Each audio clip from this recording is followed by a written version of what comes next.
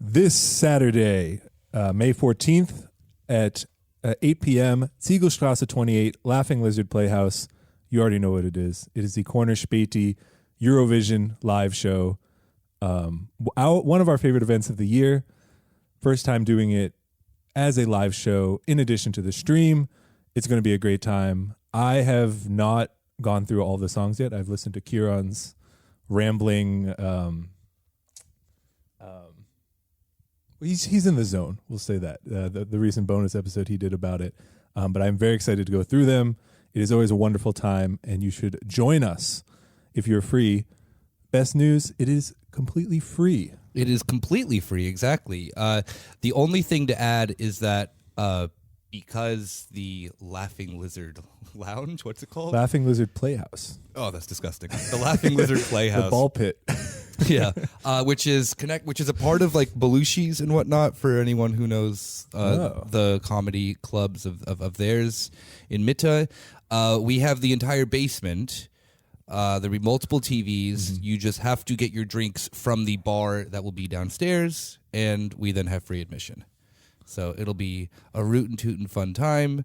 We'll be watching Eurovision, doing a little bit of commentary here and there. It's more just gonna be a reason to get drunk and watch TV with us, which is cool and definitely, in my opinion, one of the truest of Euro vibes.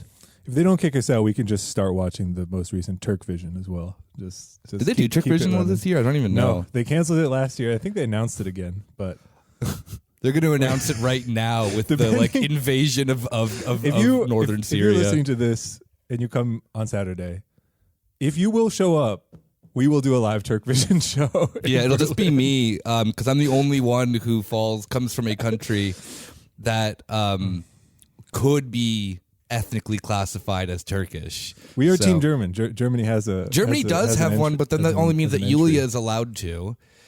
We can then make an exception. I guess Ireland is Turkey, in my opinion. And Rob, yeah, sure, Massachusetts is also Turkey. So we all get to, perform, But 8 it'll be p.m. fun. Saturday the 14th. I believe the show starts at 9, like the actual Eurovision show. We'll probably go on about 8:30, go through our top 10s, having a good time, and we will stay till late. Yeah, it'll be a great fun time, and we hope that you can join us.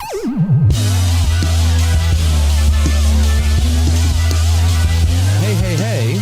Welcome to your weekly late Corner Späti. I'm very sorry about this. Wasn't ready yet. Couldn't take it out of the oven, but now... perfect. Yeah, there's been the news has been happening. Europe has really the wait was worth it because so much ridiculous stuff has been happening this weekend. Because recording this Monday, May 9th. On Victory Day. Yeah, part 2 of Victory Day. Victory is so nice, you had to celebrate it twice. Yep. So, like I said, I'm glad that we waited to record this. By the way, it's just Nick and Rob today. Yep. We're just vibing. Nick is vibing. You'll be vibing too. I don't know if you've ever heard of this. The other day, I was at my friend's for dinner, and they were describing a gong bath. This is one of those Berlin things. I mean, where someone just you just sit in a room and they someone just, hits a gong, hit a gong, and it's just supposed to vibrate and kind of massage you or something. That's how I feel right now. Yeah, exactly. Nick is whacking that gong. Yeah, and the vibes that are coming out are too strong for everyone. And I'm just like, oh, okay, cool. Yeah. So I hope that then everyone... I guess I feel something. Yeah, I hope that everyone, gets comfortable, lays down, really allows the absolute insanity that is primarily just Germany and in this episode is what we're just going to be talking about. Flow through them because we're starting off, these are all, of course, we're still, as of last week, Russia, Ukraine, and Germany intertwined. We're talking about this still. I feel that then this has been going on for long enough that we took a step back for a minute. We're slowly getting back in, getting our footing of what we can do as a podcast that is in Germany and, the heart of Europe. that has a very weird relationship with Russia and is really stumbling to have a relationship with Ukraine right now. So one of the first bits of this that the new government has been trying to pass, which is my personal favorite, is their inability to understand how public transit works. So they announced, I don't know, a month ago or two, you listen to the show for the facts, not the dates and stuff like that. This isn't a fucking history course. But the German, the Traffic Light Coalition came out saying that they were going to do a €9 ticket for Deutsche Bahn, and which then would also fall onto then local transits as well. So you'd have a €9 month, a €9 ticket for Deutsche Bahn, and then BVG, or the Berlin system of transit, would then have a €9 month long ticket that people can get in order to promote them taking public transit instead of using cars. You get gas. unlimited rides for 9 months? Like, you got to pay like €300 or something for that. Yeah. normally. I mean, I have the card, the environmental card, the Umweltkarte, the month card, and it's 67. That's the cheapest option that you currently have. And then you'll be getting then instead of, sorry. I was thinking of my semester fee. No. But that's no. It's that's the same 6 thing months. more or less, which is then 6 months of that. Yeah. So instead of then the discounted rate's already 67. The normal rate then that isn't the discounted rate, if you were to go to like the stand and buy the ticket, is like 90 now. And so as of June until August, the end of August, it's going to be €9 in Berlin for a month ticket for the Berlin public transit, and then Deutsche Bahn will be doing then a nationwide €9 ticket for if you want to take a trip. So the Get out and see the Brandenburg countryside. yeah, Maybe no, wanna I mean, like, go I really hope that I can take advantage. I mean, visit some lakes. yeah, it hunt sounds some like boars. we're possibly considering even just taking advantage of this and doing a show in Hamburg. Because why the fuck not? It's not like it was expensive to get to Hamburg to begin with anyway. I think a Flixbus is like $11 or €11. Yeah. Or it may be also €9. And there's some new Cologne startup that's like, it's a bus. It's called Pink Bus, and it's like 3 times a week, and it's only like €4. And it's Exactly. just between Berlin and Hamburg. I was like, Yeah. I don't know what this is for, but thank you. So the thing that I first find funny about this is that €9 is a very just arbitrary number, like in both Berlin and in Deutsche Bahn's sense. Wait, what do you get with the Deutsche Bahn ticket for €9? Anywhere you want, as long as you just take the regional trains. Okay. So there are the thing like first and foremost, I find really funny about how like Germany, under no regards, because this is a country that is just a public-private partnership, doesn't understand that if you made it just free, like it would do the exact same thing. Yeah, and it sounds like I wasn't following the debates, but it's in that lineage, right? There's long been debates. Yeah. It's like a popular progressive thing. Like, it makes sense, and it's better for everyone if you just make it free. And if you're free at the point of entrance, of course, like free at the point of use, of course, is definitely a thing that even like neoliberals can understand. Of like, well, it would still be paid through with tax dollars, this Right. and that, blah blah blah blah blah. And Germany's like, let's make a deal. Yeah, yeah. I hear you. Figures tented. Yeah, free public transit, but I don't know what you get in exchange.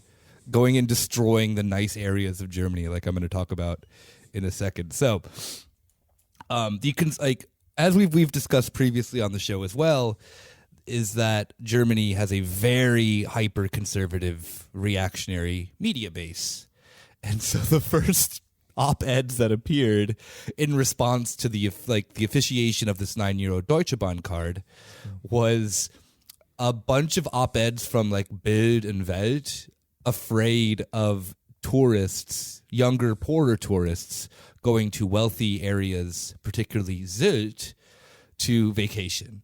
A area that I have never wanted to ever fucking go to in my entire life, because I cannot imagine what snooty Germans are like, because everything would just be bad taste and expensive and just like a lot of like Nazi sympathizing. I've never been to Sylt, but You want to go to Rügen instead? we're Rügen fans on this podcast. Who, you? No, I've never been there. Oh, Actually, okay. I but was about to say, like, my whoa, people, hold my up. friends, I have some people speak highly of it. I don't know if that's Okay. Rügen's not nearly as bad as it, though. It is like the northernmost tip you can go anywhere on the Yeah, Z. It's exactly. You can even go to Zurich. It's a big old coastline there. Yep. But it's also very funny to me that Bild, they part of their like advertisement campaign now is about how they're for like the common worker, and they have like this like like a bus driver being like, he reads Bild, and the nice big picture of him, and then I'm surprised like, we haven't talked about this Bild on the is show for yet. the common person, and then it's like, oh, I wonder what's in here. Open it up, and it's like, the dirty proles are coming to. They're going to take your Strandkorb on Sylt. They're going to reserve all of them, and then you won't be able. You're going to roast in the sun. Yeah, exactly. The ad campaign of Bid being like, we're for you, by the way, like we're very much in the pocket of the richest party in this country. Mm-hmm. I love, like, Germany is so cucked beyond belief. I think it has to do with the sense that then there's a very homogeneous white society. Like, I don't think I've been to a more white place in my life than this country, and the further like north and into the west that you go, the whiter they get.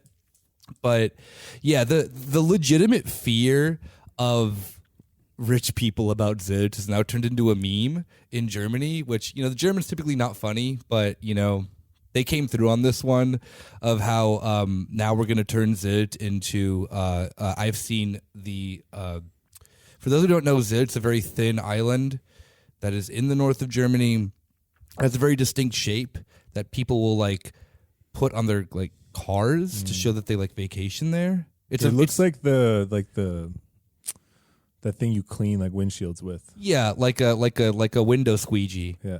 It looks like that, exactly. So I've seen one thing where they've made the RAF flag with Sylt, and it just says Sylt, and then it's the RAF like the opening kind of scene mustard. of that movie, the Baader-Meinhof complex, is in Sylt. Is in Sylt, exactly.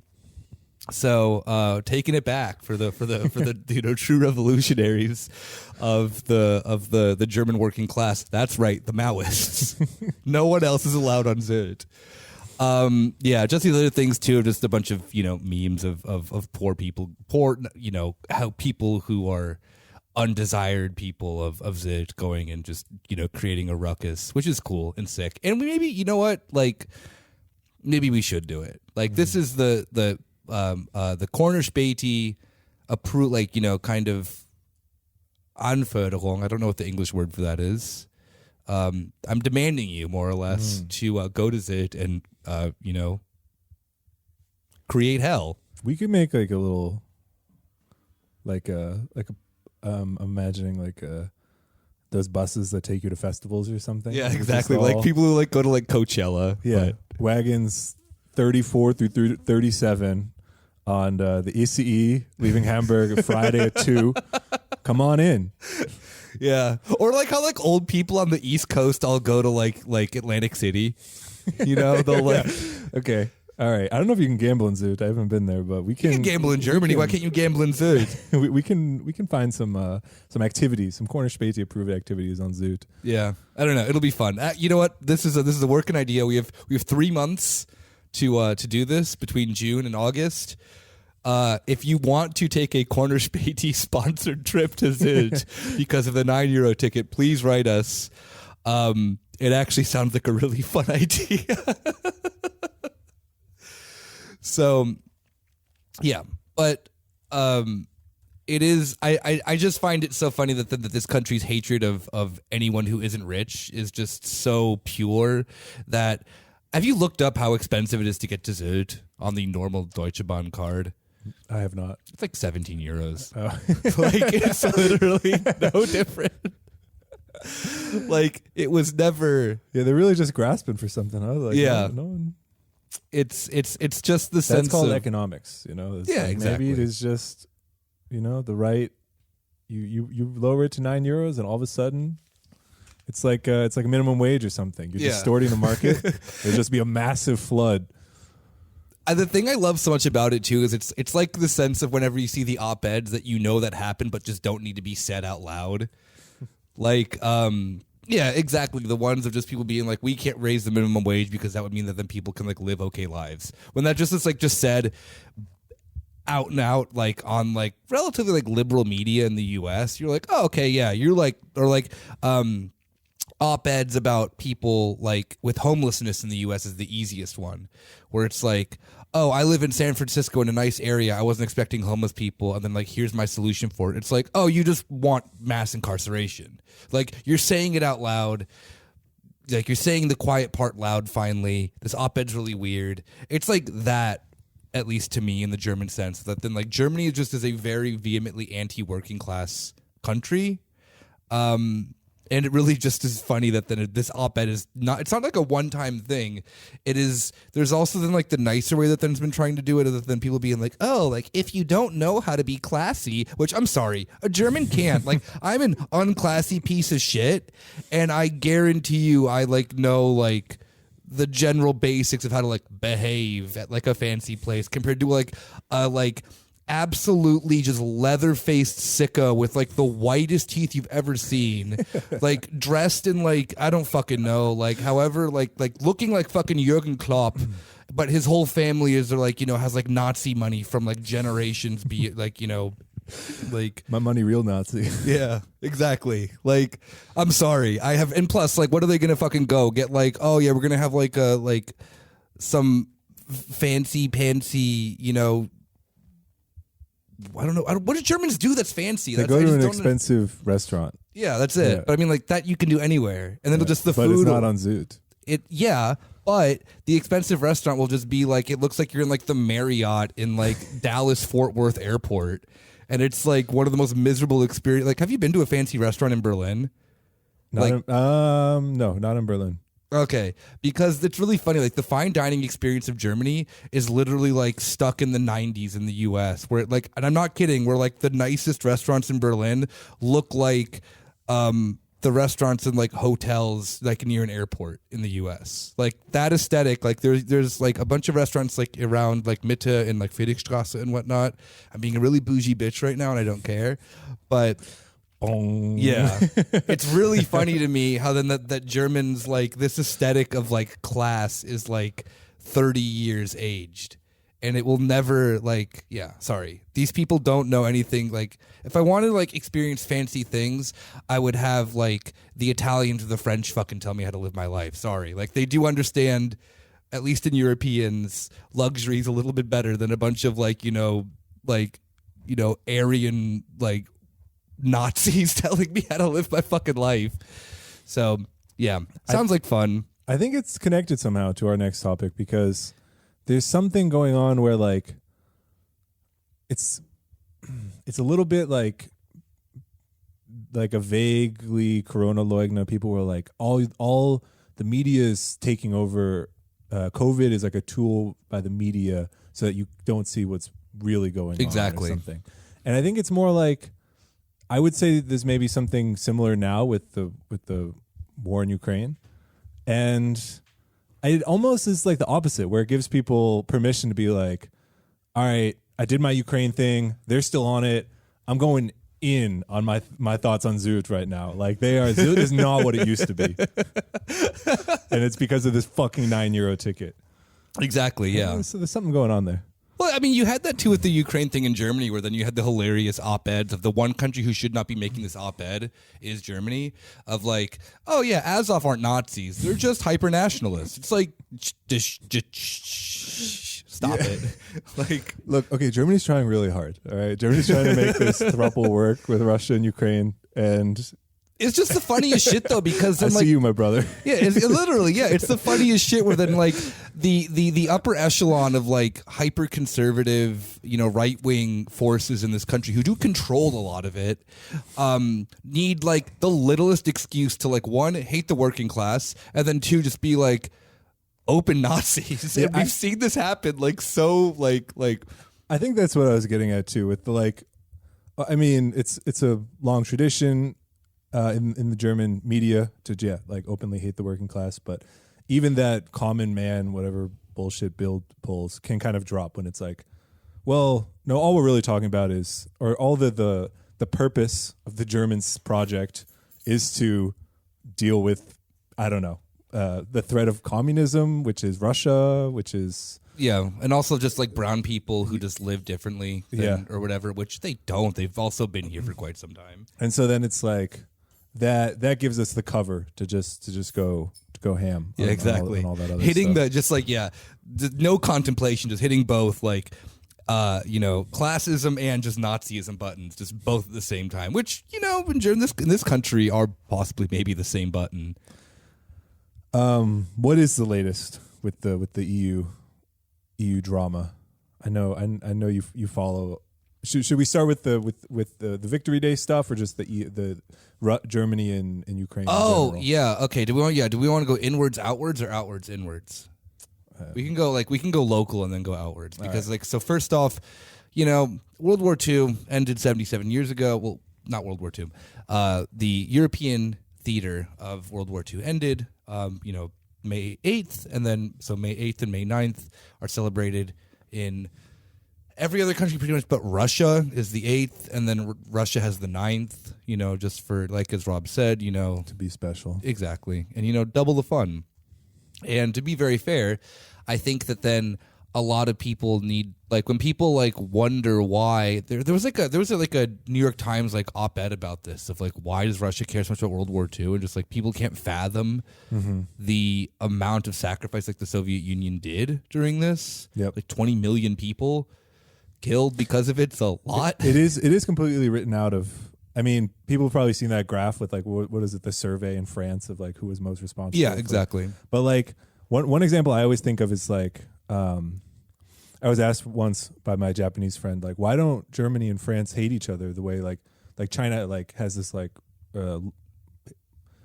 popular historical resentment against Japan for being imperialist, and especially about World War II. And it's why don't Germany and France hate each other? And it's well, because they were on the same side. Russia hates Europe like that because they were like China on the other side. Yeah. But that's no, it was a saga between fucking the UK and Germany, basically, and that's the story. Yeah, I mean, we've talked about on this show a lot of we did an episode with Lauren Ballhorn from Jacobin, I think 2 years ago on this topic, if I'm not mistaken. Or maybe it was last year, I don't remember, about May 8th in Germany and how it is a very, it is a newer concept of a holiday that is still not an official holiday here, and for, reasons... whether it be if you're in the camp that thinks it's just because of anti-communism, or if you think it's other reasons, whatever. I don't really think there's a discussion to be had about it, to be honest. It's kind of it is a big day, but whatever. I would also just like an extra holiday in general. Yeah. Please. But the thing that then I was very much fearing this year is because obviously this is, remember, the outsider, the evil Russian Soviet force coming in and, liberating Europe, in quotes, that this was just going to become a weird reason for then Germany and Europe to just kind of ditch it and be no, we're not going to do the proper, ceremonies, and we're going to make this into a Russia-Ukraine thing. Mm-hmm. And, they did it. We by God, they did it. Yeah. So the thing that just when you thought they couldn't. Yeah, they the very first thing, which part of it I understand, the other part I don't, and I don't really. I mean, I just think it's weird. I don't think that's Germany. Germany's not slipping any more or less into fascism because of this, but they banned the Russian and Ukrainian flag, which yes makes sense because I understand politicizing this is bad. But they also banned the Soviet flag as well at any events that were happening, and one part of me is bad. The other part of me is kind of makes sense as well because Russia's been using. I don't know if people have been seeing this on the ground of what's been happening in Ukraine and in Donbass and all these other, or if you view the DPR and LPR as countries,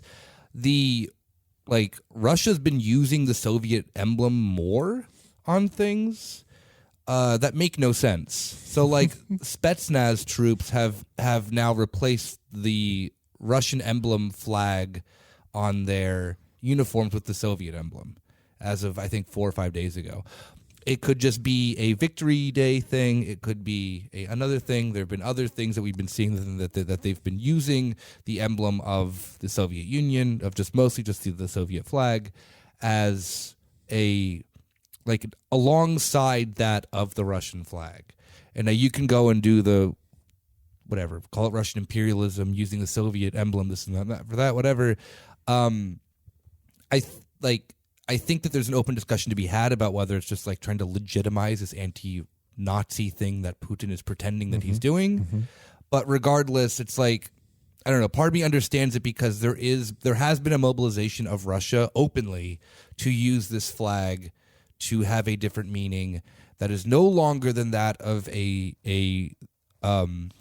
that of the Soviet Union, to then make it an entirely like Russian ethno-nationalist thing. Yeah. And there is like I think a discussion to be had about that. How much of that do you think is Putin or Russia like kind of like owning it, in like especially in the past 5 years, like since the Russiagate hysteria? Let's just take the U.S. for example. With the Russiagate hysteria, there was loved, like people, especially like celebrities, loved being like Trump, like putting Trump's name over like the hammer and sickle. Yeah, spelling like, Trump with a backwards. Because he's owned by Russia or whatever. And it's like this is this constant, and banning the Soviet flag here is Western Europe saying that is Russia. And then, I mean, it reminds me of like when Putin was talking about like cancel culture or something. Yeah, exactly. It's like, well, this is what you're gonna say. We'll just do it. Why not? You know, if that scares you so much, sure, okay, we'll just use the Soviet flag too. Yeah, it is like, I mean, I don't. I mean, given yes, it was always very funny to see Trump with like a like Trump's name spelt with like a backwards R or a ya in Russian, and having like, you know, some fucking sicko with like who's like working at the CIA being like, yeah, Trump is a communist, like let me tell you about that. But I don't think that these are in any way like connected. I think it's just the sense that then Russia is having a massive like identity crisis, more or less, that they're like, it's really weird because they use the emblem of the Soviet Union, but for a lot of the Victory Day parades, they put them in areas where there's Lenin statues and then built the stages over Lenin statues. So damn, it's just a sense of that them they pick and choose from the eras of their own history to make, you know, like Russia is a massive contradiction too, because like while they're using the hammer and sickle as in the sense of because of mostly just because of World War II, it's like nothing more ideological than that, and then also having a massive praise for then their imperial history as well. Like, you know, it really is just a pick and choose, a bag of whatever, like, you know, makes Russia great is what Putin and his like entire method of creating a national narrative with the current situation in Ukraine, or war, invasion, whatever the hell you want to call it, I don't care.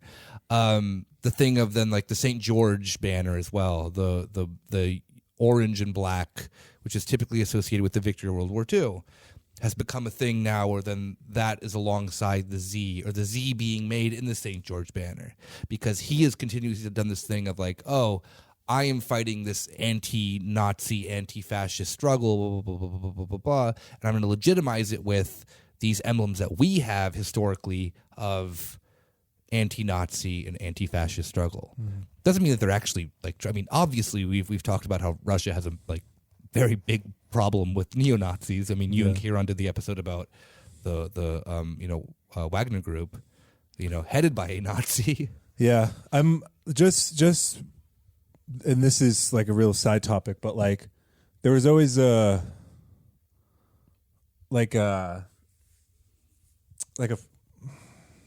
just kind of was sad to have to be like, excuse me, the hammer and sickle is a communist symbol. It has nothing to do with Russia.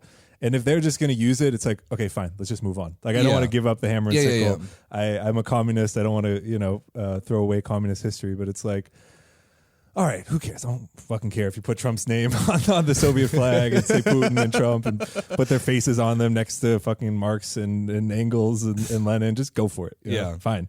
It's like, it's a little bit of a relief, I feel like a burden. Like, then you don't have to like try to correct the record on that.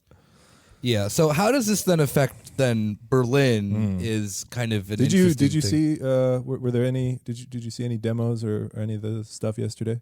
I mean, like secondhand because I was having to cover it. But anything good? Anything juicy? yeah, there was plenty of good stuff. The first one was that then the Ukrainian minister to Germany got booed and was called a Nazi by a handful of people when they went to the wreath laying ceremony just outside of Pankow, which for those who don't know is like upper East Berlin-ish side. Like there's a cemetery in that area that then every year they kind of do this like the wreath laying ceremony to the soldiers of the Red Army soldiers who had died, this and that and now why would we be calling or why would people be heckling the minister of the ambassador of Ukraine to Germany? Well, my man has been very vocal about his support of Bandera, which is like one of the oddest things right now, because everything that Putin is saying that is wrong with Ukraine, the minister to Germany, mind you, not any other country, the country literally responsible for Nazism is like maybe a closeted neo-Nazi. Well, I'm not saying he is, but he is. Dress for the job you want. Yeah. So he has openly been has been an apologist for Stepan Bandera and the UPA. And one of the funniest ones is that way before the war even started, he was like hyper defending Azov Battalion, just being like, I don't care if they're neo-Nazis.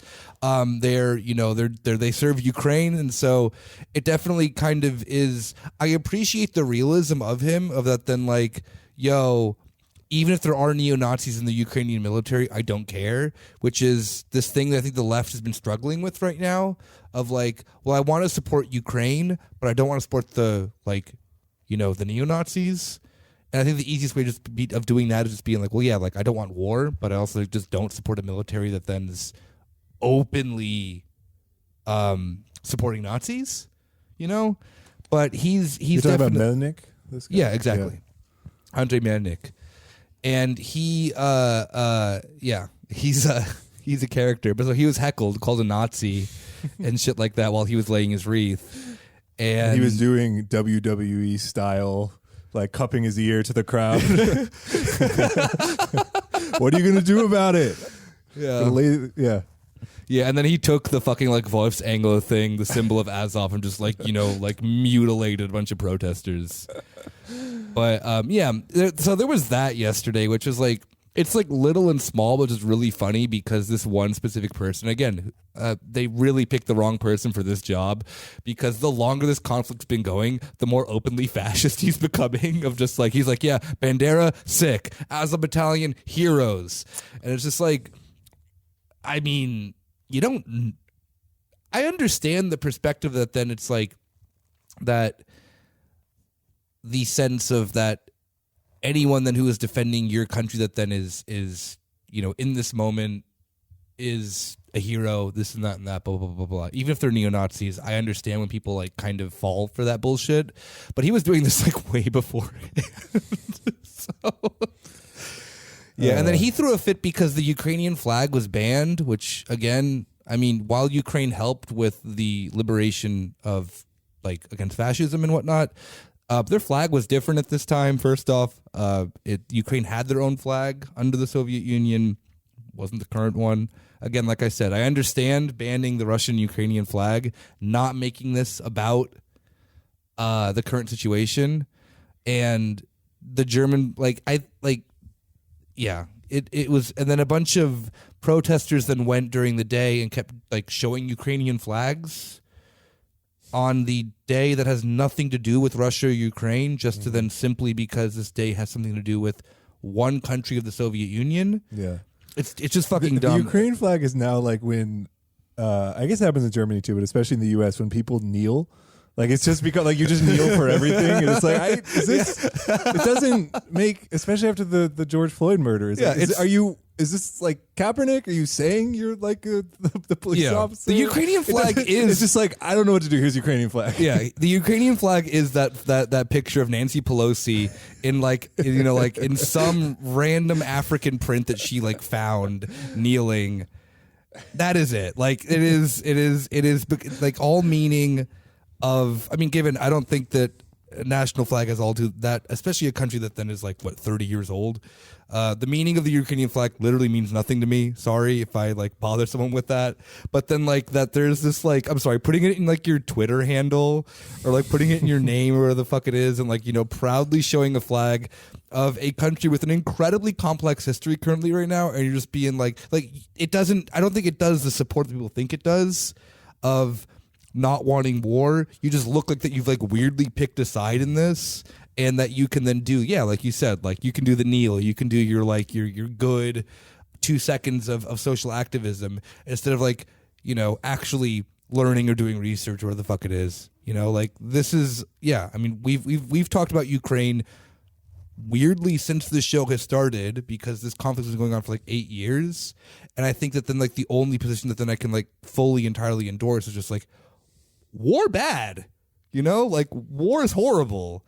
And the idea of that we're going to make a day that, like yesterday, or today, technically if you're Russian, into then some you know, theater of legitimizing our side of this conflict is one of the most childish things of like, see, I'm right because of, you know, X, Y, or Z, you know, because like I find someone on social media who agrees with me, who has the Ukraine flag emoji or whatever. But, yeah. And then yesterday too, like the weirdest thing. So now, like I said, we're going inside outwards. Germany sent a delegation to Ukraine yesterday, including Olaf Scholz, the Bundeskanzler of Germany, who should probably have been here yesterday, is then in Ukraine doing like this like nonsensical, like, yeah, pandering to. I'm happy I mentioned the kneeling thing, because this also fits. It's like trying to be anti-racist and like apologizing for something. Like, are they apologizing to Ukraine that they're celebrating the end of, you know, it's something in their head, it's something like that. They're like, oh, we should be in Ukraine at this time. Like, just, and it's like, what are you? Yeah, why? I literally, I've been like going through my head of like, how can this make sense to me? Of that, the one thing that the Bundeskanzler had to do yesterday was just shut the fuck up and just like stay in Berlin and just be like, yeah, like, hey, Germany really fucked up 77 or, you know, more than 77 years ago, but like, yeah, Nazism, bad. We were very bad for that. And this isn't just like a German thing. Like, or no, sorry, it isn't just like a Nazi thing. It is an entire German thing. Like, they're like the Nazi German Reich Empire thing, whatever fucking Hitler wanted to do, was around German Aryan identity. You can't separate the two. And I'll get to that because this gets even weirder with all this shit. So Scholz is in Ukraine with Bärbel Baas, the Bundespräsident, President of the Bundestag, and along with like Jill Biden, Bono. Oh, I saw Bono hanging out. Who else? Bono. If I had to put money down on it, next Tony Blair type figure to just lean into it. Yeah, to just be like, I don't care. Yeah, he could have an institute named after himself and just like solely. He has to pick a group of people to just like to murder a million of, and he's fine. And who else? Trudeau was also there. Like, Vladimir, you could have. Like, you could have had the biggest combo kill ever. Yeah, all those anarchists in Ukraine, come on, make yourself useful. Yeah, I know, right? Like, come on. Like, you know, I played enough Halo to know how many points you get. Kilimanjaro. But, yeah, so it's like one of the like, it is kind of the most perfect distillation of our politics right now, of this like absolute just the shittiest, lamest people coming to Kyiv and being like, this is our moment to shine, baby. And like, no one cared. Like, I don't think I saw a single thing on social media being like, wow, they're so brave. Mm-hmm. Like, yeah, I don't know. Like, even when like Gutierrez went, the head of the UN, like, there were airstrikes, and then he just posted this like really shitty thing of like, yo, war's bad. Like, it's I don't know. We like, this war is the perfect distillation of everything that's like wrong. Okay, obviously war's bad, but just like everything wrong with like our culture that then's like just boiled down shitty liberalism is yeah, it's too much for me. And Germany's like the perfect country for this right now with its current government. Yep. But they were, they picked the right people for the job. Exactly. Good job, yeah. Germany. I just can't wait for, how many years it'll be where we have like, Bundeskanzler and Annalena Baerbock. So, I mentioned then too about how this is Nazism is a German thing. It is not the ideology, while other versions of it can exist that are not German. The issue of Nazism in World War II and the German identity is very much intertwined. There was then a protest yesterday from Dritte Weg, which is a neo-Nazi party in Germany, that was a pro-Ukrainian protest in front of the Brandenburg Gate, which is too much for me. Yesterday in front of Brandenburg? Yesterday, yeah. Oh, damn. Yeah. Like, they've gone right by it. Yeah, they also like marched too and shit like that with like the like main crew of people. But they started there, whatever. And the thing that's really funny is that then for them, they made yesterday all about Germany and that they were the victims of World War II. This is our day, okay? Yeah, and so they were carrying banners that then are say in German it's kein Vergeben, kein Vergessen. So like no forgiveness, no forgetting. And it's normally done within a left-wing context in fascism. And now fascists have been taking left-wing mottos and flipping them around and make them into the sense that then that they typically mean that the Germans who were affected by World War II, the people who let Hitler get to power, were also victims of World War II. So they ended up having a pro-Ukraine march yesterday. Wait, so talk this out. So why... What's the relationship between, because at least on the right, most of the far right in power electorally is very pro Russia usually, and then there's like some little like tipping point. Like the AfD, yeah, and then there's like a tipping point where they're like, no, we love Ukraine because they have Nazis. Connections, like they have there are members of Dritte Weg who joined Azov Battalion. They have a massive amount of connections to Azov Battalion because of the internet and because of forums and stuff like that. And it's like the AfD's relationship to Russia is because of that, of like, yeah, like just a very odd view of politics. They see that like Russia and Putin is like this like anti-woke like savior for them, where then the real heads know that, if you want to do Nazism, like real Nazism, you got to be on the ground doing it. And they'll view groups like Azov Battalion as like, allies, or like Golden Dawn does this as well too. Like probably like most notoriously in Europe, they have like the most connections, not most, but a lot of connections within like European fascist organizations. Because remember, like they were in parliament for a time, and it really made a point of then how these, not just right-wing organizations, but like the ultra-right actual people who will tell you, I am a Nazi type of Nazis, not like the AfD who are like, no, I'm just I'm a concerned citizen. Like the card-carrying Nazis behave much differently than the weird right-wing, like esoteric or whatever milieu of politics that we're seeing. I don't think people understand too how like small the group of like actual Nazis are. Like first and foremost, like the Dritte Weg protest was not like that large. They do end up marching alongside other right wing groups. They are seen as like good amongst AfD communities and stuff like that. But they're obviously like, it's like the thing of like how you may agree with like someone who labels himself like a democratic socialist on things. But at the end of the day, like if you're like a legit whatever, like I'm just imagining, I guess for lefties it would be like in like the 60s and stuff, like actually like militantly, aggressively, quote unquote extreme organizations. They would have much different politics and much different relationships with like other groups internationally. Like I don't want to say there's like a horseshoe theory thing about it, but like, I don't know. The idea then of like the right, especially the extreme far right, having this like international solidarity thing is true. Especially because they view Ukraine and Azov as defending the white European thing. Because remember, Russia is multi-ethnic, and Ukraine Asiatic. Yeah.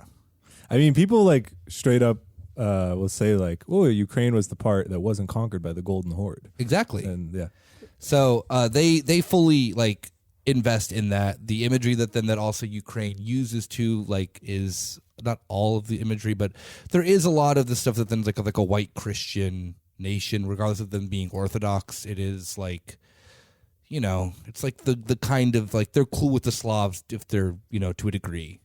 So the Driveg's not worried about Zelensky and Zelensky's Ukraine. They're like, no, the Azov Battalion is. Well, this is why I just continuously think that. Ship. Yeah, I mean, like we've had this conversation. I don't know if it's either just between us, like of all of the show members, or if we actually said it on the show. But like, of my legitimate fear is that then I think that then whenever this blows over, whether it be that then that we have the three scenarios of either Russia wins, which is, I don't know, like whatever that victory would look like, probably just mostly taking the eastern part of the country because Russia's not. I don't think Russia has any ambitions of completely engulfing Ukraine. They can't do it. Or you have the other two scenarios, which the first one would be that then Russia takes the eastern part of Ukraine. It's either turned into like a demilitarized zone or they annex it, with the annexation part would be the dumber part, but the demilitarized zone would be maybe like the smarter one. Then they would like probably recognize the DPR, LPR. Again, simply speculation. The other two would be an Israel situation, which you just have this middle area continuously flare up every year, or a full-on Syria situation where then it ends and then a civil war breaks out in Ukraine because there's so many political forces that then are on the ground that hate each other. Because Azov still hates Zelensky.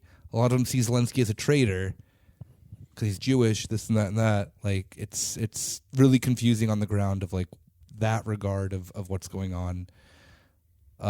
Because Azov and a lot of the ultra right-wing forces never liked Zelensky. They're okay with him for right now, but it would be interesting to see then how that develops, months after that, then some form of a resolution is then reached. So I'm not going to like that's just me speculating of the three, like my three outcomes. The one outcome that is impossible is Ukraine wins. That's just like the idea that then that people have that war ends with one side completely winning or the other is like the most baby brain bullshit, because no war except for World War II has ended that way in modern history. Even World War I doesn't end that way. So Vietnam doesn't end that way. Korea still is technically going on. Typically, you come to a negotiation table and end a conflict, and there is terms that are made. An all-out victory over someone is like not going to happen. And I think that people need to like get that out of their mind, of that then that one, Ukraine is not pushing Russia back all that much as like you would like to see in, I don't know, like media of reporting of like how good Ukraine is doing on the ground. They're not. Russia isn't either. They're just continuously in this nonstop standstill, and the propaganda war on both sides is just getting like so fucking ridiculous. So then like now Russia is having their like military parade thing like this morning, and it's just like kind of embarrassing seeing how they're tying this Ukraine stuff into their military parade as well. There's also part of the military parade where they like were driving their generals in Rolls Royce convertibles saluting Putin, which is like the most Russian fucking oligarch bullshit I've seen in my life. And yeah, so I don't know, like the whole stuff of the conflict is like very much like still an open question. Anyone who says that they have like that they like know the answer is just like, or like, yeah, like Ukraine's gonna win, like this and like they have the brain of a child and need to stop playing fucking Call of Duty. Like, yeah. So, what else is on our list of Europe stuff? I'm just kind of like rattling off the news. The biggest on the EU scope. Like, there's there's some drama. I thought back and forth between who's invited to what photo op where. Are you talking about the sense that Germany was uninvited? I mean Germany. Kind vergessen. Yeah, that again, the true point of this would be that if Ukraine did not invite Germany to anything because of we will not forget and we will not forgive. So Germany was originally not invited to anything in Ukraine. But when I mean Germany, I mean specifically the president of Germany, not Scholz, but I just forgot his name. Isn't it Steinmeier? Yeah. No, what's his first name? Oh, I forget. Doesn't matter. Yeah, because he doesn't matter. He doesn't matter. Yeah. So Steinmeier, whose first name I have forgotten now, like a fucking idiot. Fucking Frank. Yeah, Frank-Walter Steinmeier. Thank you. Yeah, you can't. Actually, this always happens to me when they have two first names. I'm like, too many. I'm shutting down. Yeah. I'm not going to remember either one. Yeah, Frank-Walter Steinmeier was barred from entering Ukraine according to the Ukrainian government because he has photo ops with Putin and was part of a party that then was quote unquote pro Putin. He was part of the SPD, which is also Olaf Scholz's party. It's kind of awesome to go after this for like other states to go after Germany. Like, go for it. Drone strike Schroeder's house. It's like go all out. No, it's true. They're accessories to Russian imperialism. Yeah, sure, whatever. I mean, if this is the true anti-fascism right here. Is I support Ukraine because they want to, do drone strikes against Gerhard Schröder. I'm waiting. Yeah, so Frank-Walter Steinmeier was not invited to Ukraine because of his relationship to Russia when he was part of Merkel's third cabinet. Which was that Germany should have relations with Russia.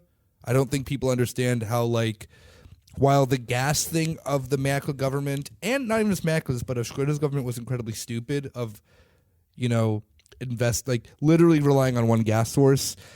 Germany's, not the only country doing this, but still, it's dumb. I get that part. The idea of having relations with a neighbor of yours, of a community, within the country that then was split during, the Cold War, where a lot of people have sympathies towards the East. It made perfect, anyone who's this is what Germany gets for having good relations with Russia. It's this is not, these are two unrelated things. The gas thing, sure, whatever. Yeah, fine, dumb, stupid. Germany's inability to diversify their renewables or does not have renewables, the country's stupid, neoliberal hellhole. We're all going to fucking die anyway because this country won't get off of fucking coal either. So, the largest polluter in Europe is Germany still. Just can't quit you. Can't quit. There's legitimately a conversation to be had about that. But the idea of them having diplomatic relations with Russia is being seen as a bad thing right now. Is people just losing their fucking minds. And this is just being then enforced by Ukraine having a literal baby brain right now with their attitudes towards Steinmeier, and then in turn Scholz wouldn't go to Ukraine because Steinmeier was uninvited. So then Scholz said that he would go to Ukraine if Steinmeier was invited. So then Ukraine invited both of them because these are all, like you said last week, we're all at the fucking lunch table. Liberals are all fucking babies. They're literal children. They're sitting there fucking goo goo gaga. Who can I fucking or it's literally just like the dumbest version of fucking Real Housewives. Just not cool because at least the Real Housewives people do cool shit. Get divorced and fuck. These people are they're not even European leaders are so fucking lame. They're not even at the fucking Epstein parties and shit like that. You can't even fucking do pedophilia if you're a wealthy, powerful European, excluding the UK. The Greens in the 80s wanted to change this. They knew that there was a new wave coming of power, that then they should open Germany to the idea then of powerful pedophilia, and they just shot it down immediately. Aside from also simultaneously protecting pedophiles in a massive weird thing. But I don't want to talk about that because it's really dark. But yeah, at least in the US, at least if you're fucking Clinton or Trump or whatever, you're living the life of a fucking sicko, Well, after all that, they are alone, and Steinmeier knows that Scholz has his back. when they're at Zoot this summer, they'll be sitting in two Strandkorbs next to each other. Yeah, look at fucking there. Adorno when he's on the beach with his fucking onesie on. Yeah. I feel this episode just took a right turn into my conspiracy brain, which is cool. That's fine. that's what we're left with. That's what's going on in Europe. Any other tidbits? I don't know. I mean, you sat me down. I'm strapped to a chair. Rob is threatening me with electrocution if I don't, provide bits. So, I think I'm there. A happy Victory Day to everyone listening. I guess it's probably past Victory Day, but it's fine. Yeah, Victory Day never dies in my heart. I mean, you can keep celebrating. You defeated the Nazis. Yeah, I mean, no, every day, every day we celebrate. And I think that's a good message to end on. Yeah, you could celebrate every day for beating the Nazis. Yeah, I mean, we didn't do shit, but. So one more time then, before we forget, before we leave, on Saturday evening, Saturday the 14th. Picture yourself Saturday evening. What do you? I'm getting drunk with my friends watching Eurovision. Dinner. But where am I getting drunk with my friends watching Eurovision? At the Laughing Lizard Playhouse. What's the address? I don't know where this is. I don't remember Rob. it off the top of my head. It's Zeigelstrasse 28, I think. Oh, hell yeah. It'll be a really good time. Yeah, so we have, as we said at the beginning of the episode, the entire basement for us, and we'll be watching Eurovision and doing commentary, doing a live show, streaming also too if you can't come. The only thing, admission is free. The only thing that we ask for is that you buy your drinks downstairs at the bar that is designated as the Corner Späti bar for the evening. Is there gonna be a sign? No, we can we make have one. Themed. All right, Kieran, you're probably listening to this. At 3 times speed. Can you come up with a list of Eurovision themed drinks? That's too much. I know he's gonna do it if he hears this. Kieran barely drinks. How is he gonna make a Eurovision? I think he drink? could use his imagination, his abilities to come up with a. They're high in Ukraine this year in the Eurovision. Dude, I mean, if you want to make no money and bet on Ukraine, then do it. The thing that is Ukraine's the funniest gonna get the honorary Oscar, and you know what? I won't be complaining. They always put in bangers. They do have good they do have bangers every year. They also won the year that they people forget this of when the conflict originally started in 2014. They also won that year. Oh really?